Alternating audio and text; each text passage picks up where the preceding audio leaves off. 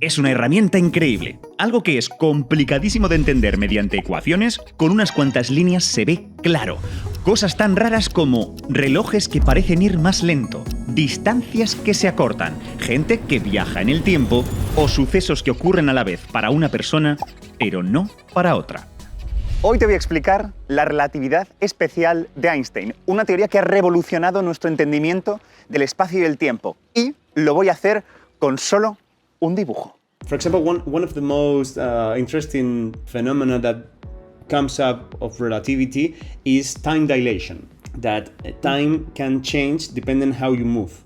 The idea is that if you could see someone that goes really fast, near the speed of light, then their times is a bit slower than others. that's right. Así es una clase de inglés en Preply, una plataforma online con más de 100.000 profesores preparados para ayudarte con tu aprendizaje de idiomas. Do you know this film Interstellar? Yes, right. Everything that happens in Interstellar is correct. I read an article about that. We might travel with the time. You slower the time, and which is in the actual word, it's faster. And might you reach 100 years within you feel it's a few minutes. Yeah, that's right. Con Preply eliges el camino que quieres seguir. Si buscas clavar un examen de inglés, mejorar tu fluidez al hablar con clientes en el trabajo u otros muchos objetivos, sus tutores te llevarán al éxito. Aunque saber gramática y vocabulario es muy importante, en mi experiencia, tener la oportunidad de expresarte en inglés y practicarlo una y otra vez es lo que marca la diferencia. Vamos, llega un momento en el que las palabras te salen solas y es porque ya tienes confianza al expresarte. Estas clases 1 a 1 con un profesor pueden ser una buena forma de empezar. Would you like to know more about physics? Do you find it very complicated, or you think with It's a bit enough time? complicated, and it's freaking me out when I'm going to physics because things getting complicated. When you dig into down deeper and deeper, and you feel like, oh, you got lost your mind. I don't know. The physics has this beautiful thing that is that the world that is around us is like more like science fiction and magical, even magical that we expect. That's right. Si os interesa, los amigos de Preply nos han dejado un 50% de descuento en vuestra primera lección usando este código o utilizando el link que tenéis en la descripción. Muchas gracias a Preply por patrocinar este vídeo y ahora sí, dibujemos las ideas del mismísimo Einstein. Empecemos por la relatividad a la que todos estamos acostumbrados. Nuestra experiencia es que la velocidad depende del observador. Piensa en estos tres vehículos, un autobús, un coche y una moto. La gran pregunta, ¿a qué velocidad va cada uno? Lo normal es responder que el autobús está parado, que la moto se mueve con una cierta velocidad y el coche un poco más rápido. Pero eso es porque el escenario nos está sesgando. Mirad lo que pasa cuando elimino la carretera, el cielo y el resto de objetos. ¿No podría ser que en realidad sea la moto la que está quieta y el autobús se mueva hacia atrás? ¿O que todos vayan hacia atrás y sea el coche el que está parado? He aquí la relatividad de la velocidad. El mundo nos obliga a elegir quién es el que está quieto. Elegir aquí viene el palabra, sistema de referencia. Ojo, todas son descripciones alternativas de la misma realidad. Nadie tiene más razón que el otro. Pero si todas las descripciones son válidas, ¿no debería haber una forma de pasar de una a otra? Para descubrirlo, vamos a representar gráficamente el movimiento. Esta es la herramienta mágica que os voy a dar en este vídeo. Y vamos a construirla con la ayuda de una cámara. Imagina que comenzamos a sacar fotos a intervalos regulares, una cada segundo. Por ejemplo, el autobús siempre aparecerá en el mismo lugar de la foto, pero la moto y el coche se irán moviendo de una a otra. A continuación, apilamos las fotos en orden cronológico, cada una un poquito más arriba que la anterior. Si ahora uno con una línea las distintas imágenes, del autobús obtendré una vertical. Las líneas de la moto y el coche estarán inclinadas, más cuanto mayor sea la velocidad del vehículo. De este modo he obtenido una gráfica en la que el eje horizontal mide la posición respecto al autobús y el vertical el tiempo. Esto es lo que se llama un diagrama espacio-temporal o un diagrama de Minkowski, un matemático que le dio forma a todo esto. Fijaos, con un solo vistazo, sin la necesidad de ver una película, puedo ver cómo se está moviendo cada cosa, qué ha sucedido en el pasado y qué sucederá en el futuro. En este diagrama, las líneas horizontales conectan las cosas que están sucediendo en el mismo instante y las verticales corresponden a objetos que están parados en el mismo sitio. Ahora, todo esto es lo que ve la gente dentro del autobús. Pero ¿qué ve la gente dentro del coche? El diagrama nos lo pone fácil. Para ellos, el propio coche no se mueve, así que lo único que tengo que hacer es desplazar lateralmente las fotos hasta que todas las imágenes del coche queden en la misma vertical, es decir, que el coche esté quieto. O, partiendo de la gráfica anterior, inclinarlo todo hasta conseguir que la línea que describe el movimiento del coche sea vertical. Este cambio es lo que se conoce como una transformación de Galileo. Tomároslo como una especie de conjuro que hace ponerte en los zapatos de otro observador. Y fijaos qué cosa tan interesante. Las líneas que eran horizontales en nuestro diagrama original lo siguen siendo. Eso quiere decir que el presente es el mismo para todos. Dos cosas que son simultáneas para el autobús lo siguen siendo para el resto de vehículos. Que vosotros diréis, pero Crespo, claro, obvio, ¿no? Quedaos en el vídeo que esto va a cambiar. Sin embargo, todas las líneas que antes eran verticales, ahora se han inclinado. Por así decirlo, la transformación de Galileo sí que desplaza el espacio, pero no el tiempo. Pero atención, esas líneas inclinadas siguen correspondiendo a los objetos que permanecen quietos para el autobús. Así que, en vez de andar inclinando el diagrama, si quiero usar distintos sistemas de referencia, puedo simplemente dibujar distintas líneas. Las que corresponden al mismo instante de tiempo son siempre horizontales, y las que corresponden a la misma posición, a cosas que están quietas, serán paralelas a la trayectoria del objeto que quiero usar como referencia. Más fácil, imposible. O no, porque muchas veces el universo no quiere ponérnoslo fácil. A finales del siglo XIX se descubrió una cosa loquísima. A un rayo de luz no puedes hacerle una transformación de Galileo. Mirad, añadamos un rayo de luz moviéndose rápidamente por la escena. Tú dirás, la velocidad del rayo depende del observador. El autobús lo ve súper rápido, la moto, como se está moviendo en el mismo sentido, lo ve algo más lento y el coche más lento aún. Es el mismo efecto que llevamos discutiendo todo el rato. Podríamos pensar incluso en el caso extremo. Un observador que se moviera a la misma velocidad que la luz debería ver el rayo parado, sin conseguir avanzar. Pues no, resulta que la vida no funciona así. Todos los experimentos que hemos hecho apuntan a lo mismo. La luz en el vacío se desplaza a 300.000 km por segundo. Nadie jamás ha medido una velocidad distinta. La luz no cambia de velocidad, da igual lo lento o lo rápido que te muevas respecto a ella. El autobús, la moto y el coche miden exactamente el mismo numerito, o, dicho de forma gráfica, la pendiente de la línea correspondiente a la luz es la misma para todos los observadores. A la luz parece no afectarle la transformación de Galileo. Fue la señal. Tenemos que abandonar el mundo de la mecánica clásica y entrar en el mundo de la relatividad especial. Un mundo en el que dos observadores distintos no tienen por qué estar de acuerdo que dos cosas hayan sucedido a la vez. Parece rarísimo, pero lo vas a entender muy bien con este ejemplo. Imagina que Alice está dentro de un vagón de tren en movimiento que pasa junto a un andén donde está Bob. Justo en ese momento, una bombilla situada en el centro del vagón emite un destello.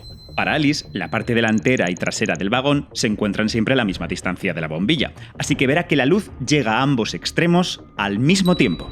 Sin embargo, Bob ve que la parte trasera del vagón se está acercando al punto donde se emitió el destello, y la parte delantera se aleja de él. Y como para él la luz también se mueve a la misma velocidad en ambos sentidos, la de la parte delantera llegará después a su destino. Dos sucesos que son simultáneos para Alice no lo son para Bob. Creo que no hace falta decir que todo esto se manifiesta solo si el tren va muy rápido, acercándose a la velocidad de la luz. Si no, las diferencias son tan pequeñas que ni nos enteraríamos. De hecho, mirad, si en vez de dos destellos Alice lanzara dos pelotas a la misma velocidad y ni el tren ni las pelotas fueran demasiado rápido, no pasaría esto. Entonces Bob vería que a la velocidad natural de una de las pelotas se le suma la velocidad del tren, mientras que a la otra pelota habría que restársela. De modo que los dos alcanzarían los dos extremos al mismo tiempo. La constancia de la velocidad de la luz es la madre del cordero. Vale, intentemos representar todo esto en un diagrama espacio-temporal. Antes de nada, tenemos que hacer un cambio. La luz es rapidísima, y ya hemos visto que cuanto más rápido vaya un objeto, más inclinada estará su trayectoria. Si usáramos, por ejemplo, metros y segundos, tendríamos básicamente una horizontal. Para evitarlo, en el eje horizontal vamos a usar como unidad el segundo luz, la distancia que recorre la luz en un segundo. De este modo, la trayectoria de un fotón, una partícula de luz, siempre formará el mismo ángulo con el eje vertical y con el horizontal. Usando esto, podemos crear este diagrama en el sistema de referencia de Bob. Tenemos 3 líneas que representan el movimiento de los extremos y el centro del vagón. Soltemos la luz. Estas 2 líneas representan la trayectoria de los fotones que viajan hacia los extremos. Fijaos que los puntos en que la luz alcanza el extremo trasero y delantero del vagón están a distintas alturas. Eso significa que para Bob, la luz llega al extremo trasero antes que al delantero, como ya hemos dicho. Pero sabemos que para Alice, los 2 fotones llegan al mismo tiempo. En la transformación de Galileo, las líneas que conectan 2 sucesos que suceden a la vez, que son simultáneos, siempre son horizontales, para cualquier sistema de referencia. Lo que quiere decir que todos los observadores están de acuerdo respecto al tiempo. Todos. No importa cómo nos movamos, todos tenemos el mismo presente. Pero ahora estamos viendo otro tipo de transformación, en el que esas líneas pueden tener una inclinación distinta para cada observador. El presente ya no es el mismo para todos. Y eso hace que ya no tengamos que estar de acuerdo si 2 sucesos son simultáneos. Vale, entonces, ahora, ¿cómo deformamos el diagrama para cambiar de observador? Bien, la transformación buena, la que respeta que la velocidad de la luz sea la misma para todos los observadores, es esta. En vez de inclinar el dibujo, lo plegamos de esta forma. Si os fijáis, en este proceso la línea del medio, la del rayo de luz, no ha cambiado su inclinación. La velocidad de la luz no se ha visto afectada. Estupendo. Y además deja claro que para Alice los 2 rayos de luz golpean el vagón a la vez. Esto es una transformación de Lorentz. Constituye la base de la relatividad especial. Lorentz la descubrió como una forma de resolver un antiguo problema físico, del que hablamos en este vídeo. Le pareció una curiosidad matemática sin mayor significado. No sabía que estaba corrigiendo al mismísimo Galileo. Y, fijaos, de nuevo, podemos cambiar de punto de vista sin necesidad de deformar el diagrama. La trayectoria del objeto que queremos usar como referencia actúa como eje de tiempos. Las líneas paralelas a ese eje corresponden a cosas que están quietas en ese sistema. Y hallar el eje de posiciones es muy sencillo, si tenemos en cuenta que la línea correspondiente a un fotón tiene que formar el mismo ángulo con los 2 ejes. Una vez lo hemos dibujado, las líneas paralelas definen las cosas que ocurren a la vez, el presente en ese sistema de referencia. Ahí podéis ver por qué Alice lo ve a la vez. Esto de que la simultaneidad sea relativa, que el presente no sea el mismo para todos, tiene un montón de consecuencias divertidas. Una es que el reloj de los objetos que se mueven a gran velocidad respecto a nosotros va más despacio. Es como si para ellos el tiempo fluyera más despacio. Es la llamada dilatación temporal. Y de hecho es lo que nos permite estudiar algunas partículas inestables. Si estuvieran en reposo, se desintegrarían enseguida. Pero cuando van a toda pastilla, parece que duran mucho más. Vamos a intentar entender este fenómeno con otro diagrama espacio-temporal. En este caso, Alice y Bob viajan en trenes ultra rápidos que se mueven a la misma velocidad y en sentidos opuestos. Cuando se cruzan, sincronizan sus relojes y luego vuelven a comparar sus lecturas en distintos momentos. Vamos con el diagrama. Fijaos lo que ocurre. En este punto, Alice decide comparar su reloj con el de Bob para ver si siguen sincronizados. Claro, tiene que compararlos en el mismo instante, si no, menuda gracia. Y para ella, las líneas que corresponden al mismo instante tienen esta inclinación, así que Alice compara la lectura de su reloj con la que muestra el reloj de Bob en este otro punto, pero esta distancia es más pequeña que esta otra, así que en el reloj de Bob habrá transcurrido menos tiempo y Alice concluirá que va más lento que el suyo. Bob, sin embargo, no está de acuerdo. Para él las líneas que corresponden al mismo instante tienen esta otra inclinación, así que piensa que Alice está haciendo mal la comparación. Está usando una lectura del reloj de Bob muy anterior a la que debería. Si lo hiciera bien, piensa Bob, descubriría que el reloj que va más lento en realidad es el suyo. Al final, tanto Alice como Bob piensa que el reloj que se está atrasando es el del otro, y que si el otro no está de acuerdo es porque está haciendo mal la comparación. Pero en realidad esto significa que, en el fondo, ninguno de los relojes va más lento. Es una consecuencia de tener distintos ahoras. Y esto nos lleva a una de las paradojas más famosas de la física. Imagina 2 gemelos. Uno de ellos emprende un viaje en una nave espacial que va a una velocidad cercana a la de la luz. El otro permanece en la Tierra. El gemelo de la Tierra ve cómo su compa se mueve. El de la nave ve que es su compa el que se mueve. Ambos piensan que el reloj del otro está yendo más despacio y que, por tanto, envejece menos. Pero si los dos piensan lo mismo, cuando vuelvan a juntarse después de muchos años, ¿cuál será más viejo? ¿Cuál de los dos sistemas de referencia es el bueno? La clave es esta. Para que vuelvan a juntarse, el gemelo astronauta tiene que dar la vuelta. Es decir, que su nave tiene que cambiar de velocidad, tiene que frenar y luego volver a acelerar. Y esto complica el problema. Pero incluso pensando que ese cambio de velocidad es instantáneo, esto resuelve la paradoja. Vamos a fijarnos en el diagrama espaciotemporal. Durante el viaje de ida, el gemelo viajero piensa que el reloj de su hermano va más despacio. Pero fijaos lo que pasa en el momento en que gira la nave. Las líneas que corresponden al mismo instante cambian de inclinación. Su sistema de referencia ha cambiado. Y como resultado, el gemelo astronauta ve que el tiempo en la Tierra ha pegado un pedazo de salto, desde aquí hasta aquí. Eso hace que a su regreso, él sea el más joven. Esa es la verdadera solución de la paradoja. El cambio de sentido introduce una simetría entre los dos hermanos, y eso permite determinar que el que se ha ido de parranda sea el que mejor se conserve cuando vuelvan a reunirse. La relatividad especial aún tiene más consecuencias sorprendentes. Cuando un objeto se mueve muy rápido, no solo su reloj parece ir más lento, sino que su longitud parece disminuir. De nuevo, todo tiene que ver con la simultaneidad. Alice está en el interior de un vagón que va a toda velocidad y Bob observa desde el andén.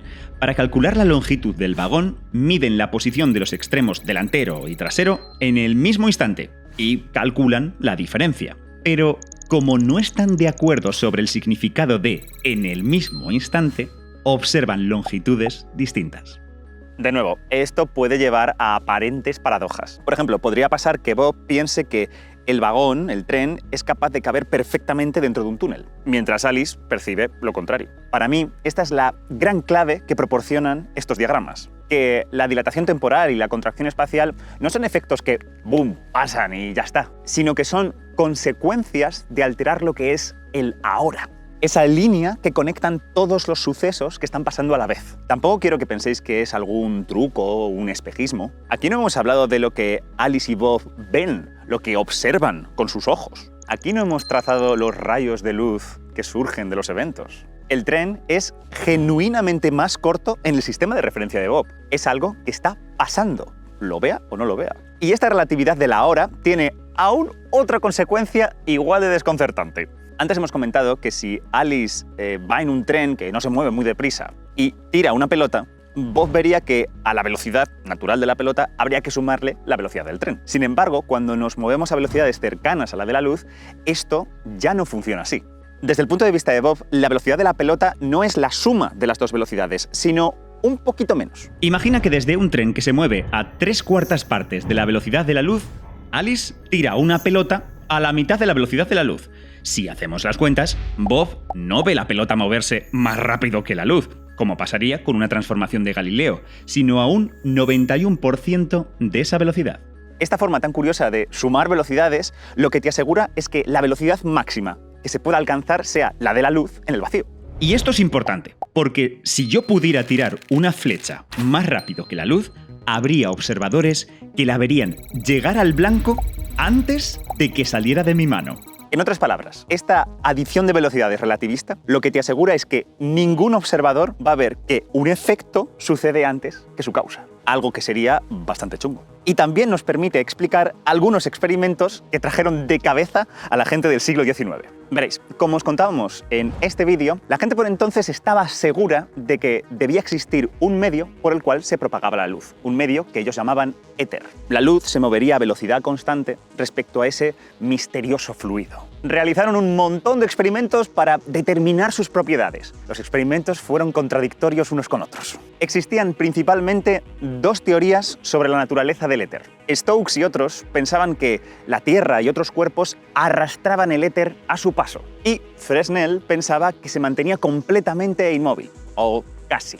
Para explicar algunos experimentos, Fresnel tenía que suponer que los medios transparentes, como el vidrio o el agua, arrastraban consigo una pequeña porción del éter. Esa porción, esa fracción, estaba determinada por el coeficiente de arrastre, un numerito puramente empírico que se había inventado y que Fresnel no supo nunca fundamentar de una manera convincente. Uno de esos experimentos fue el que realizó Fizeau. La idea era medir la velocidad de la luz mientras la luz atravesaba dos tubos por los que circulaba agua. ¿Qué pasaría si Stokes estaba en lo cierto? Según él, la luz se movía a una velocidad constante respecto al éter. Sería un poquito menos que esos 300.000 km por segundo por estar moviéndose a través del agua. Pero el propio éter se veía arrastrado por el agua. En ese caso, según la transformación de Galileo, la velocidad que medirían los científicos en el laboratorio sería la velocidad de la luz en el agua y la propia velocidad del agua. En cambio, si Fresnel tenía razón y el agua solo arrastraba una parte del éter, a la velocidad de la luz solo habría que añadirle una pequeña parte de la del agua, dada por el coeficiente de arrastre. Los resultados, de manera espectacular, confirmaron la hipótesis de Fresnel. O eso parecía, porque lo cierto es que la relatividad especial puede explicarlos sin recurrir a fluidos invisibles. La situación es la siguiente. El agua se mueve respecto al laboratorio con cierta velocidad y la luz se desplaza respecto al agua con otra. Si representamos esto en el sistema de referencia en que el agua está en reposo, obtenemos este diagrama. Fijaos que en este sistema el laboratorio se desplaza hacia la izquierda y que laboratorio, agua y luz parten del mismo sitio. Ahora, dado que la posición y la velocidad son proporcionales, para hallar la velocidad de un objeto con respecto al agua, podemos simplemente determinar su posición en un instante dado. La del laboratorio sería esta. Si le damos la vuelta, tenemos la velocidad del agua en el laboratorio y la de la luz, esta otra. Pero, ¿cuál es la velocidad de la luz medida en el laboratorio?